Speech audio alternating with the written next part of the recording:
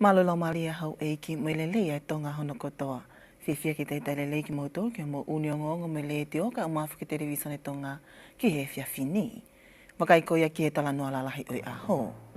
Talo tonga whakahoko e ngai whawawame kau tawhitu taki a tonga ki whakafoke a laine telefoni mo interneti ki he anga maheni hiri ene ni motu hia whataimi i he pongpongi ahoni.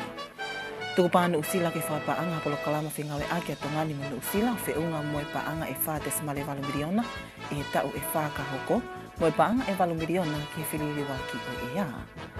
Pea kamata ngawe a sia me le lātu i he ahoni koe pule lahia o e Comstone uhila a tonga. Kai lewa eni ki whakaiki ki.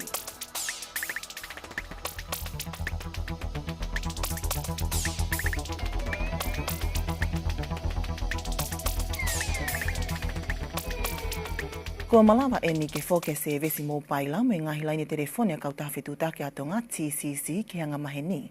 Hiri eni a ene motu hia whataimi i he pongpongi ahoni. I whai ke eke o ngonga le te o tonga me televisione tonga mo e pulela he kau tawhitu take atonga sione vei koso. Na ne pehe ke motu hia ko eni, mga tuunga pia mi he palopale ma wha teknikale, peo kei whakahoko ai ngau whawawawe ki ai timi ngā we. Ko e motu hia ko ni na hoko ia i he taimi tau mirite ta haua pea hoko ai hongo fulu. Pea kua whoke ne tueka ngahi laine telefoni ki hanga maheni, mo e ko ngā sii i he interneti ka aku kei whai pe ai ngā we ki ai. Ko e motu hia ko ni o ku kau kotoa pe ki ai a tonga tapuni mo e ngahi tūku i motu kotoa. Ko tuku pānu usila ki he tokoni whakapaanga ko e paanga e whātes male valumiriona ma ai potungai mo ui i he tau e whakahoko. Ko e tokoni paanga ko e ni e whakafou mai ki tongani i he tawhaake he kehepe o hange kono whakapaanga hapolo kalama whengau ake a tongani munu usila i he tawhaake o e mo ui. Vai whanua tūpola me whakaiki ki tara no ko ia. Ko e hili ene no whaha i he eiki minista ki Mulia New Zealand na ia mahuta lolotonga ene ahi mai ki tongani. Pe he mahuta ko e whinga aki ko e ni e kau kei e palani ngāwe ka whinga aki a tongani mo e University Messi i hako ngāwe mo apolo kalama ko tau kei whakataimi. Ko e konga pe whoke ene ngā unumai anu sila ki nao toi vāo whiangi mo tongani i he ngahi tokoni i he tawhaaki o e mo ui. Kau whoke anu sila he ngahi whanua mi tō pule angane nau ofa whawhai tō o mai mo e mea ngāwe ki sivi COVID tāhiwa, lorotonga tau whiau me mawholai vailasi i ho tau whanua. O ku kau ki heni mo tokoni ki tawhaaki whiliuli waki o e ea mo ngahi whatamaki, o hange ko ene whahai he wike ko o si he eik minista, a hono wahei e taha te smale tolu piliona ki he ngāwe whikau aki me whiliuli waki o e ea. Ai koe vaiua e tokoni ko ia ma e ngahi whanua e Pasifiki.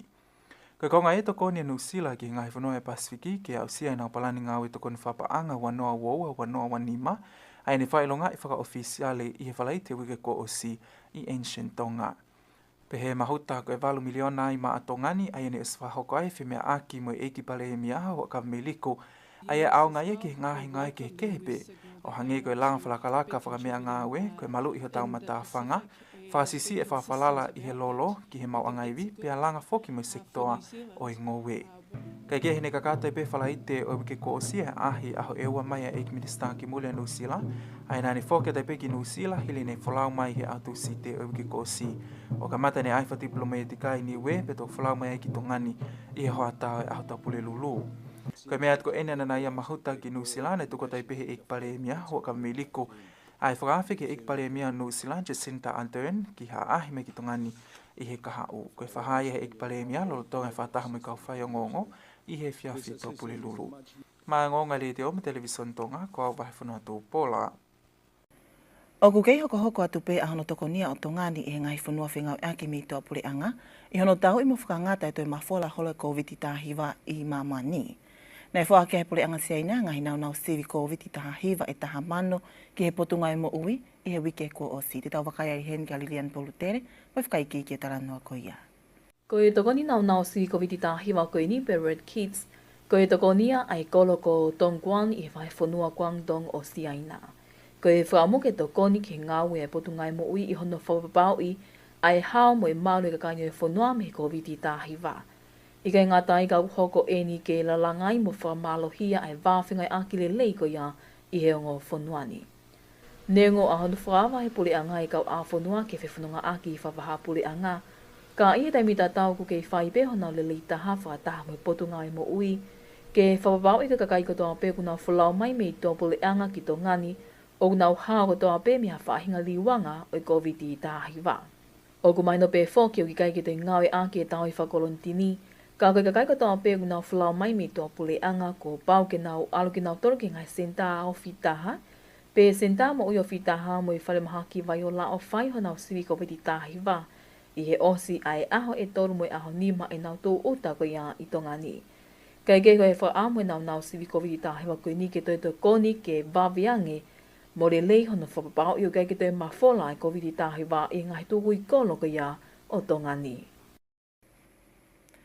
E toi lele yang e ngai whamatala whamumuitaha e malawa ke tānaki e wawakai matangi o tonga, o whikau aki moha peau kula e hoko i he kaha u, pehe ki e hua e tahi, e hiri haka kato i ngā ui ki hono whalelei o i ngahi mea ngau whasate laite, o whikau aki mo e whiwhalau aki. Lilian Poltere e pe mo e whakaiki ki e tala noa ko ia.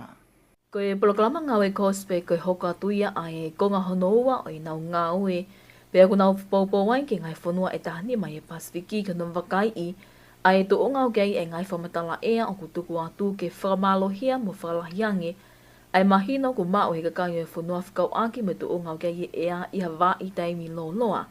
Ko e to o ngau kei e o seni, mo e mahu inga ai malawa ke matuaki ke ia e ngai whatamaki i whanatula. Ko e konga hanoa e polokalamani ko hono mahu inga whapanga ku tola Australia e wa valo te smaleono miliona. Rotonga i tongani e timio ku nau whingai aki wao whiai me ngai kupu whikau aki, o kau kei e wakai matangi a tonga mo e potu ngāwe ki e whanua mo e koloa whai natula. O whai lewa e ngāwe ki e tu o ngau kei e ngai mea ngāwe ki e tu o ngau e tahi, i e taimi ku tahi lahi ai pe hoa i e tahi ai i he wafu kuin salo te, ke whalele i mo whakawhao pia ke whakatu e ngai nau mo mea ngau e whao ki ono tala o e lahi ko ia e peao, pe he ki e peao kula i he wafu vuna. Ko e ngāwe ni whatau mo aia ko teknolosia whao e whakatu u, e malama ke ne tukua te whamatala whamui taha, o whikau ake me taimi o kuhu ai e tahi pe malama ke iaia whamatala ea, pe whamatala whakakala whiki ai, koe ngahi whiriri waki me ta au me whiriri waki o e ea, pe ke mahino e ngahi mea whanatula ku hoko, i e taimi u hoko ai ha ngai whatamaki whanatula o hange ko ia, koe taimi na e hakei e pe au kula me he taimi na e pāi e mo unga awhi, me hunga tonga hunga apai. Ko e uni whamatala ko i niu mau i ngai ke kai e whanua o tau te whito ke he pule anga. Ko e hike ngau e tonga teo ki ngai whatamaki i whanatula.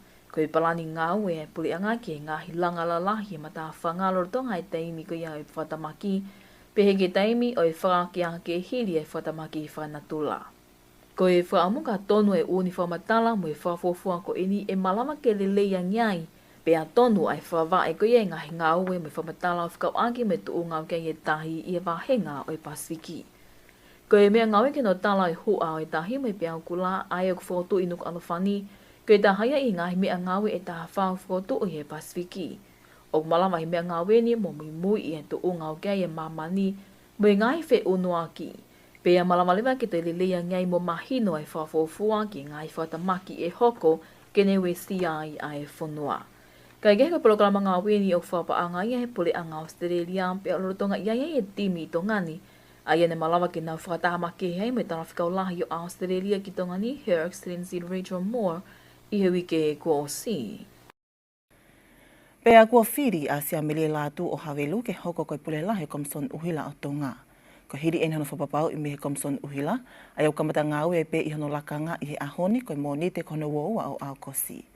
Ko e taulahi eni ai ngāwe masia mele lātu ma ai pule anga tonga i ngai potu ngai pule anga, o kamata pe me he kautau eni awhio, na ni hoko koe ampastoa a tonga ki siaina i he ta uafi tahataha, pe a whoki mai o whakahaku whatongia i he potu ngāwe ki muli.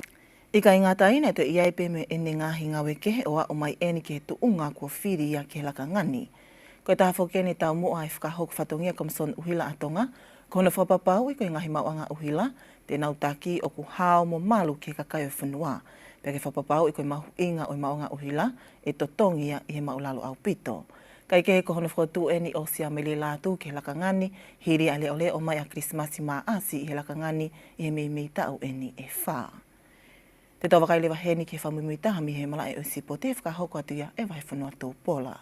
Malo e rei, malo e lava mai ki o tau whare koroa PDH. Malo tau kei whi au mai, koe wakailewa eni ki he mala e o sipoti. I he sipoti whaloto whonua, na e whahoke whausinga i wikea ta kai hono ua he whiau futsolo e ka taha soka a tonga ni, ma he tautupu he whale ma mataanga spoti a tele. Nile kote he timi ulwake anu ke tulu, i he whiau he whanau tangata si hifo he tau taha a e kai taha o e aho, hile nau ta i he timi whikaua a ahau a ke poini koe tahani ma ki he noa. Ko e toenga lewa ngā hiwa i ngāne i kunai e timi ulwake ha te ihoi longo teme ua ke taha. Ma alohe timi whikaua aloto haapai havelu taha ki he noa. Ma alohe waini ulwake ha te iho ua fitu ki he noa. Ma alohe aloto haapai ulwake la paha hiwa ke taha. Fo ia whahefa i folaha koe taha ki he nima. Ma alohe wei tongo i ha te iho tolu koe fitu ki he noa. Lavinga tonga inu ke tulu ua hono ke taha. Longolongo i ha alalo koe ua ke taha. Ma alohe ha sini a hau ulwake ua ke noa. Nukunuku ina vutoka wha ke taha pia fua motu i he timi whatahataha Isleli mo kapeta koe wha ke taha pe moia. I he whiawi whanau whiwhine si hifo e tau taha wha ni malohe a lavinga tonga i ha te iho koe wake noa. Vei tongo i he timi a Isleli mo kapeta wake taha pia longolongo i a hau koe wake taha.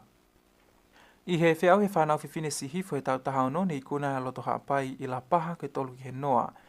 Malohe timi a Isleli mo kapetai vei tongo koe wake taha pia longolongo i ahau koe wamoe ke taha. I he whiai whanau whiwhine si hifo e tau taha onone i kuna i aloto haapai i la paha koe tolu ki he noa. Isleli kapetai vei tongo tolu ki he ua pia nuke tulu i lavinga tonga koe wake taha. Ko he wakailewa ki whiau he whanau tangata si hifo e tau taha onone malohe lavinga tonga i ahau koe nima ki he ua. Longo teme i nuku koe ono ki he noa, longolongo i fasmoe afi koe tolu ki he ua, tolo ai fua amotu koe wha ke tolu, vei tongo i haa te iho ua koe nima ki he noa. Loto haa pai i haa te iho uluaki koe nima ki he ua, malohe havelu i houma tolu ki he ua, pea mahanga nuke tulu mo wha hefa koe tau aki poini e wha. Pea koe wha au si lewa, me he whanau tangata si hifo e tau taha hiwa, ni malohe loto haa pai Isleli mo kapeta tolu ki he ua, fas moe afi haa sini tolu ki he ua, malohe fua amotu vei tongo wha ke taha, pea nuke tulu i la paha koe nima ki taha. E hoko tai whiau hini ke takai hono tolu i he wikeni.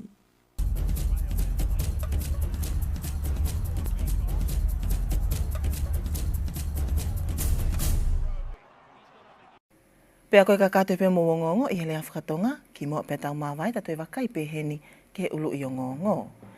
Lolotonga whakahoko ai ngau whawawau e kau tawhitu tā ki atonga TCC, ke whakafoke laine telefoni mo interneti ki hanga maheni, hiri ene motuhia whataimi i he pongpongi ahoni. Tuku pānu usila ke whapaanga hapolo kalama whingawe a ki atonga ni ngunu usila, fe unga mo e paanga e whate smale walu miliona i he tau e whakahoko, mo e paanga walu miliona ke whiliri waki o ea. Pea kamata ngau e pea sia mele lātu i he ahoni koe pule lahia o e komson uhila atonga. Koe kakato pe mo ngongo i lea whakatonga mo i e whaka amne au tona tilo to whare tonga anu kotoa, whamalo te tau kei whi a mai, kaos nori tatu i vai, ka mo mea.